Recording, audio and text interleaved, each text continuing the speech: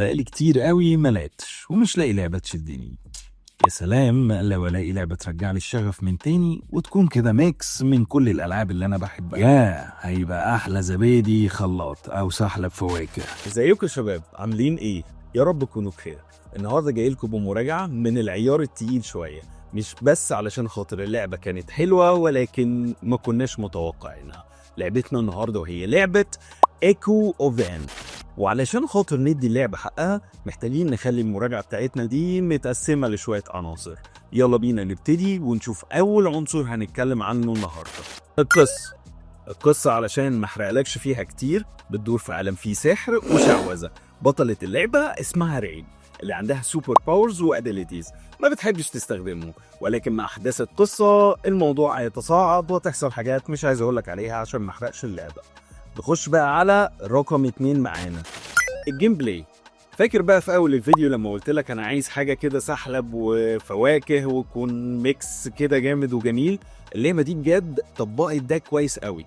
ممكن ناس تيجي تقول الديفلوبر كان مكسل او الديفلوبر كان عايز يعمل حاجه سهله، بس انا شايف غير كده، لان هو هنا قرر انه ياخد احسن حاجه من الالعاب اللي لعبناها وجمعناها سوا. طيب زي ايه؟ يلا بينا علشان اقول لك زي دي. اولا عالم اللعبه واخد من لعبه ذا ويتشر 3، سحر وشعوذه ووحوش وشويه الحركات دي. تاني حاجه واخدها جاد اوف وور، واخد بقى اسلوب سرد الشخصيات، وده هيخلينا نروح للجزئيه الثانيه وهو نظام اللعب التعاوني، زي ما كان كريتوس بيلعب مع اتريوس كده ويقول له اضرب ده واعمل ده. اللعبه فيها نفس النظام ده بالظبط، والجيم بلاي حلو وممتع. يسيبنا بقى من الاقتباسات بتاعت الديفلوبر ونروح لاسلوب اللعب. اللعبه بتديك سلاح اساسي وهو السيف. تاني حاجه سوبر باورز ابيليتي اللي تقدر تستخدمها على الاعداء بشكل مباشر او تقدر تتحكم عن بعد فيهم. تاني حاجه موجوده معانا وهو نظام اسمه كولكتبلز. النظام ده حلو قوي، اللي بيساعدك ان انت تجمع حاجه كده شبه جاد اوف وور فعلا، تجمع شويه حاجات علشان تعلي الاكس بي. نرجع بقى للاساسي بتاعنا وهو السكيل تري. حلوه، مش كبيرة على فكرة ومش صغيرة، فيها انك تقدر تعلي السوبر باورز او السلاح الاساسي، وكمان تقدر تعلي من الباورز الاساسية بتاعت الكاركترز اللي بتلعب معاك، زي ان ساعات بيكون مع نار او كهرباء. ونيجي بقى النقطة فيصلية علشان اكون قلت لك كل حاجة عن اللعبة دي بتحتاج وقت من 14 ل 15 ساعة. عدد الشباتر بتاعتها 10. على فكرة الشباتر قليلة، بس اول 4 شباتر حلوين وهيعجبوك قوي. الاكلة الحلوة ممكن تبوظ كلها على رشة ملح. يا سلام بقى لو الملح يجي مظبوط بقى اكلت احلى اكلة مع كوكتيل سحلب فواكه. نيجي بقى لاخر عنصر في اللعبة وهي رشة الملح.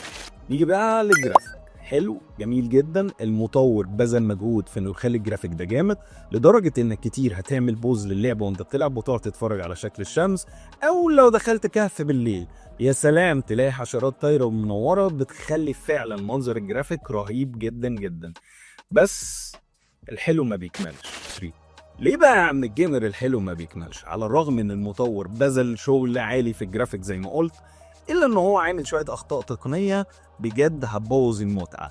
زي ايه؟ اولا انت عندك 2 مود، بريفورمانس مود وكواليتي مود. لو لعبت بريفورمانس مود باظت المتعه من اولها لاخرها لان الجرافيك بقى واش. لو لعبت كواليتي مود مش هيجيب 30 فريم لان بيحصل فريم دروب مش طبيعي. اللعبه فيها كميه اخطاء تقنيه غير عاديه، زي مثلا نظام الكلايمنج. لو انت بتعمل كلايمنج هتلاقي البطله كده في حاجه غريبه، ما تسالنيش ايه، في حاجه غلط بتحصل. وهنا المطور اعتقد انه استسهل او اتسربع في انه ينزل اللعبه، ودي حاجه بتخليني ما انبسطش قوي لانها بتفسد متعه اللعبه. تاني حاجه معانا نظام الفايتنج. لو انت بقى بتيجي تعمل فينيشنج، وده هتشوفه كتير في اللعبه، بجد حسيت ان في استرخاص شويه في الفينيشنج. ليه يا عم تطور وخلي دم بيطلع وحركات وليله حلوه؟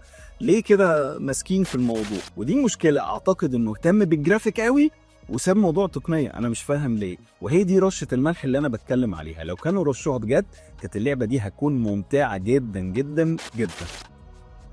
مؤاخذة يا جماعه انا شكلي سرحت شويه، خليني بقى اقول لك ان دي كانت نهايه المراجعه بتاعتنا، وفي الاخر انا هديك تقييم للعبه. بس على فكره ده من وجهه نظر انا، انت برضو ليك راي تاني. هدي اللعبه دي من 7.5 ل 8، لان على فكره اللعبه عجبتني كجيم، يعني انا انبسطت بيها فعلا. في الاخر احب اقول لك ما تنساش تعمل لايك وشير وسبسكرايب، ودي لفه على فكره للفيديوهات القديمه هتعجبك قوي. شكرا جدا ليكم ومع السلامه.